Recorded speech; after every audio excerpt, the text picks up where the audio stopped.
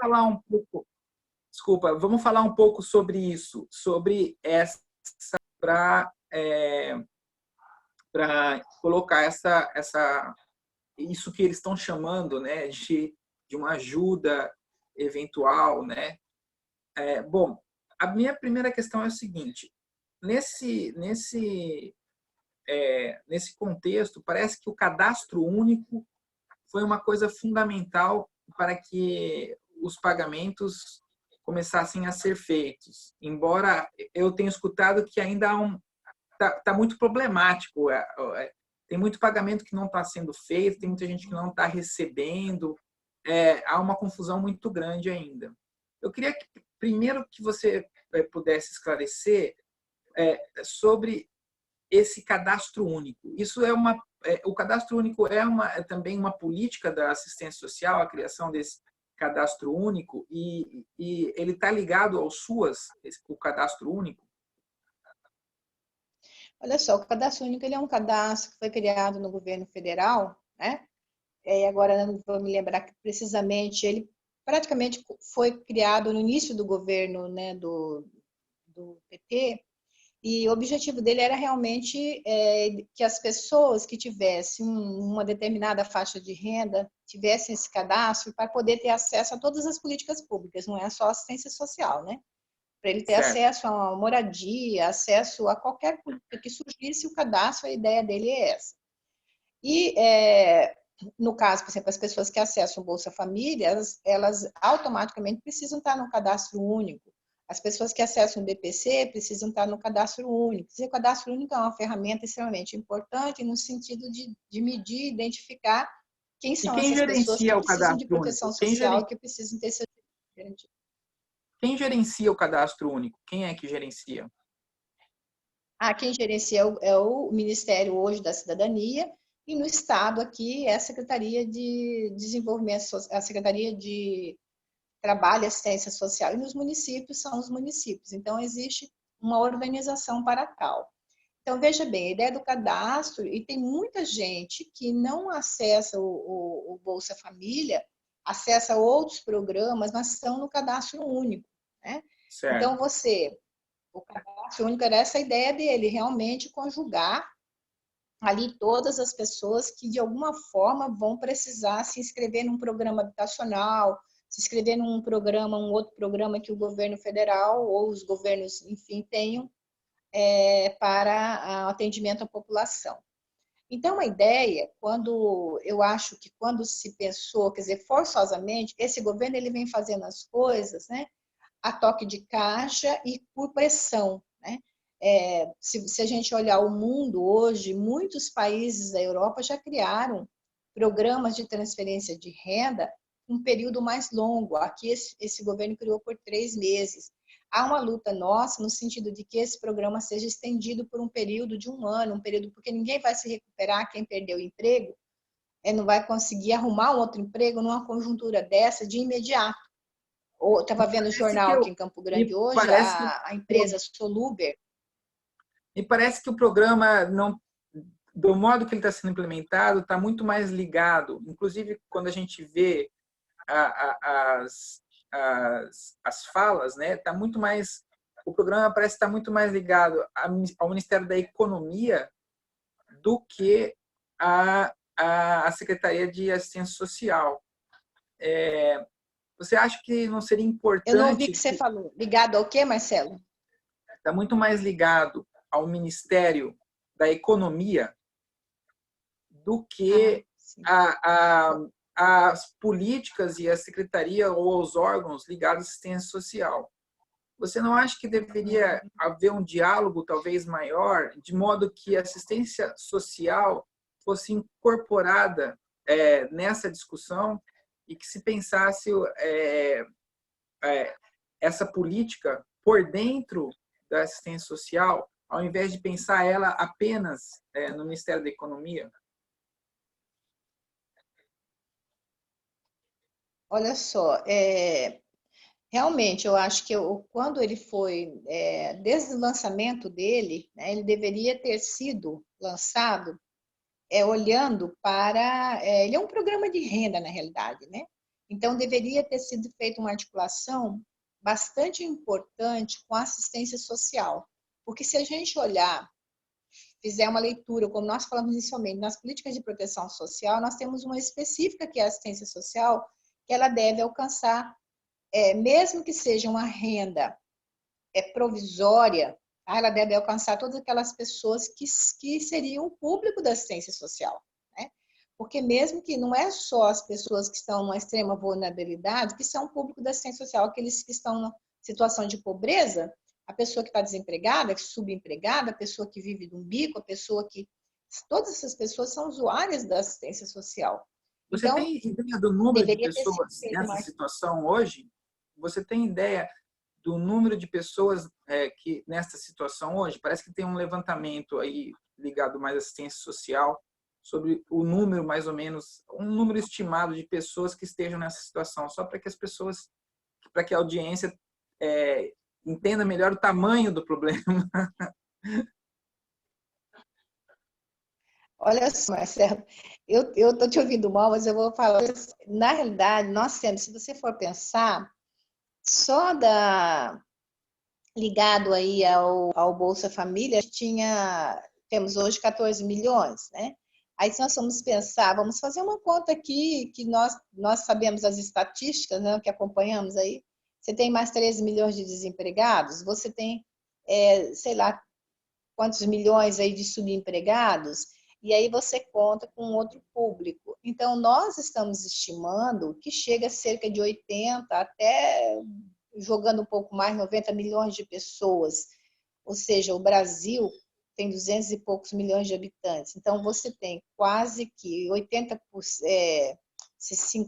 de 40% a 50% dessa população brasileira que ela necessita de uma proteção social em termos de direitos realmente, do acesso a uma renda, a uma alimentação, né? Então, todas essas pessoas, porque o que significa a pessoa estar na informalidade? Significa que ele não tem emprego fixo, que ele não tem renda, que ele não tem condições de manter a sua família, e muitas vezes não tem, e essa manutenção ela se relaciona à casa, ela se relaciona à educação, ela se relaciona, né? Então, na realidade, assim, esse auxílio que eles estão denominando, essa renda, ela deveria ser pensada a partir de uma leitura, né, feita do número de pessoas que poderiam acessá-la. Ontem mesmo eu vi no jornal, houve uma emenda no Congresso Nacional, acho que é no Senado que essa emenda, porque aí tem todo aquele trâmite, se o projeto entra pela Câmara, ele volta para o Senado, enfim, tem toda uma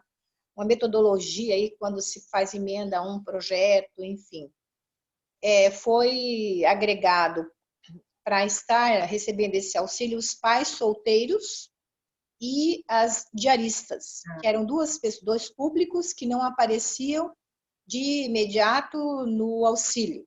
Então, veja só. Não sei se você tem acompanhado, mas não sei se você tem acompanhado, mas uma coisa que tem me chamado a atenção nesses últimos dias é que está havendo uma demora muito grande e uma dificuldade de realizar esses pagamentos. Eu não sei se você está acompanhando isso, mas me parece que eles não estão conseguindo, não sei se é um problema de cadastro, qual é, mas eles não estão conseguindo dizer quais são essas pessoas. E me parece que o valor, a quantidade de pessoas que está recebendo esse valor, acho que saiu no jornal ontem, é muito menor do que esses números que você levantou aí. Parece-me que é cerca de 5 milhões de pessoas que estão recebendo esses auxílios, parece, pelo que 5, 6 ou 7 milhões, eu acho que vi na Folha de São Paulo. Você tem alguma informação sobre esse processo, sobre essa dificuldade que está acontecendo, tanto a demora nos trâmites burocráticos lá na Câmara, no Senado e no Executivo, para que seja implementada esse pagamento, mas também nessa dificuldade de cadastro. Imagino que muita gente também fora do sistema, né? Por exemplo, as pessoas de rua. Então, você tem alguma informação sobre isso? Olha só, Marcelo, na realidade, assim, precisamente dados concretos eu não tenho. O que a gente tem acompanhado é que realmente isso que você coloca, você tem um número de pessoas muito superior que estariam como nesse perfil para receber o auxílio emergencial. Nós temos aí um número significativo de brasileiros e brasileiras. Porém, está chegando a um número muito menor e está havendo muita confusão com relação ao CPF das pessoas, né? Então, se as pessoas estão indo até o CRAS. Eu assisti numa televisão dessas aí, um CRAS no Rio de Janeiro, que as pessoas estão indo para atualizar o cadastro único, elas não estão conseguindo nem atualizar o cadastro único.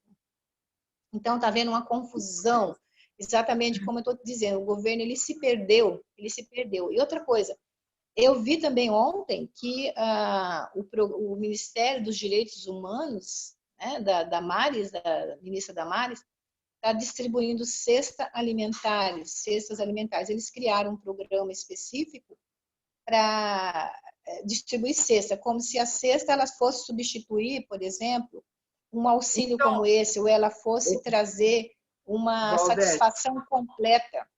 eu queria te escutar também, então talvez numa última coisa, e depois a gente pode fazer uma nova conversa, porque eu vi que tem muitas coisas, a gente poderia ficar conversando aqui por uns 2, 3 dias. Eu vou colocar uma última questão ligado a isso Sim. que você está falando agora, das cestas, que eu acho que é fundamental e eu tenho pensado, e gostaria de ouvir um pouco você. Eu vejo um movimento, não só, vamos dizer assim, do setor, né, mais à direita, né, mas também do setor mais progressista, de distribuição de cestas, de auxílio, o que eu acho que é fundamental nesse momento. Claro, o Ministério da Damares fazer isso é algo muito mais grave, né? Claro que é muito mais grave. Mas a minha questão é o seguinte: eu fico pensando se não era fundamental para nós hoje estar mais ligado à implementação de política e de institucionalização, como, por exemplo, fazer valer o SUAS, né? Entender o que está acontecendo nos CRAS, ao invés de a gente gastar tanta energia, claro que é importante, com esse, vamos dizer, esse assistencialismo, né? E essa política de distribuição, esse voluntarismo, né? Que nós temos visto em vários setores da sociedade. Mas eu tenho visto muito pouco uma preocupação, né? E aí eu estou falando de quase todos os setores, de pressionar o Estado e as políticas como o SUAS, né, o sistema, né, e os órgãos que foram criados para isso, ou seja, as instituições que foram criadas para isso, né, basicamente estou falando aqui da minha preocupação da sociedade abraçar o SUAS muito mais do que, e aí talvez até os setores de esquerda mais progressista, nessa dicotomia de, ao invés de se limitar ou gastar tanta energia nesses processos de voluntarismo, que são importantes nesse momento, mas que eu acho que não tem dado, esses movimentos não têm dado tanta importância a uma outra coisa, que é a necessidade, que eu acho que isso vocês estão fazendo, né, à frente, que é a necessidade de pressionar para que as políticas do Estado institucionalizadas sejam efetivadas. Então, a minha questão para você seria essa: você acha que nós temos no futuro, com toda essa crise, né, e com a criação desses movimentos, a possibilidade de fazer com que essas políticas ligadas à assistência social comecem a ser tomadas de modo mais importante, tanto pela sociedade como pelos movimentos de todos os setores. Quer dizer, eu tenho a impressão de que isso tem sido um pouco relegado e não deveria. Quer dizer, eu tenho a impressão de que as pessoas estão muito mais entrando nessa coisa do voluntarismo do que pressionando para que as políticas e as instituições republicanas, vamos dizer, né, efetivem o trabalho que a gente se espera do Estado. Ou seja, me parece que há pouco engajamento, e é uma pergunta que eu me coloco, da sociedade, e aí estou pensando dos movimentos progressistas, que é o que me preocupa também, em movimentar isso, em se engajar nessa luta, vamos dizer, mais republicana e menos voluntarista, menos assim de aspecto de iniciativa individual ou de pequenos grupos. Eu acho que o Estado, uma cobrança da política estatal, da política do governo, tem sido um pouco relegada por esses movimentos. E isso é um Sim, problema. Marcelo. Pode falar, pode falar. Não, se você quiser concluir, pode concluir, e depois eu falo. Não, a única coisa que eu Você ia quer dizer que eu concluir? vejo, o que eu queria te concluir é com essa pergunta: se você vê nesse cenário todo que está colocado, que as políticas de assistência social, que é uma briga, com todo esse cenário colocado, elas possam avançar nesse momento. A defesa das políticas de assistência social possam avançar nesse momento. Eu me preocupo com isso porque Sim. me parece que há muito mais um movimento de iniciativa, de voluntarismo, do que uma iniciativa de luta em defesa de uma política de assistência social. Sim. Olha só, Marcela, acho que você colocou muito bem. Na realidade, é o seguinte, a gente está vivendo... porque como não existe um compromisso do governo federal, desse atual governo, em fortalecer os sistemas públicos, né?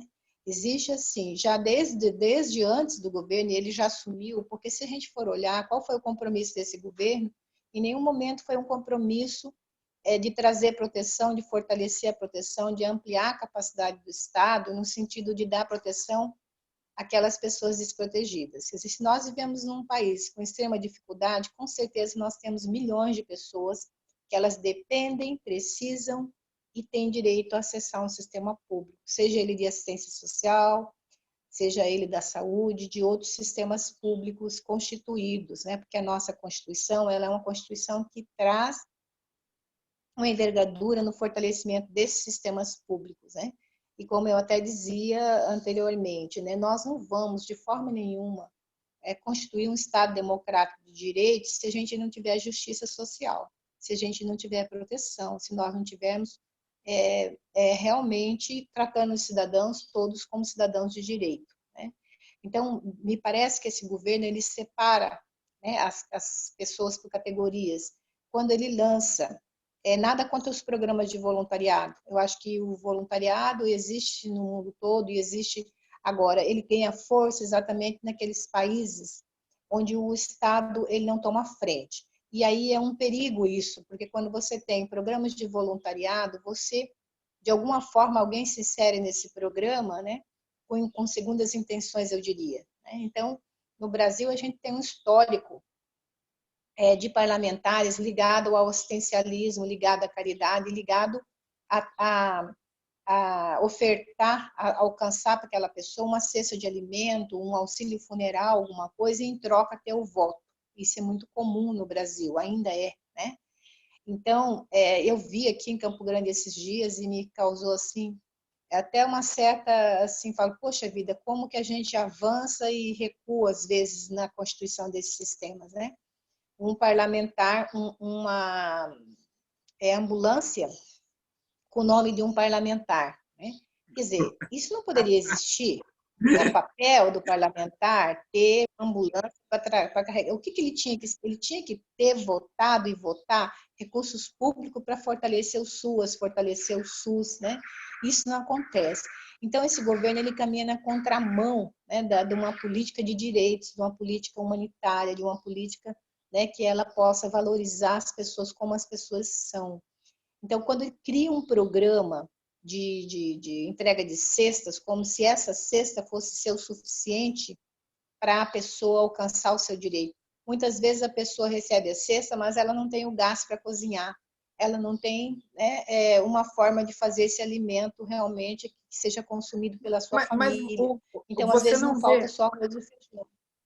você, a minha questão um pouco mais, vamos dizer assim, crítica é, você não vê também, de certa forma, um movimento assim, mesmo dentro desses movimentos, vamos dizer, sociais, a gente tem escutado muito uma coisa que chama rede de solidariedade em vários lugares.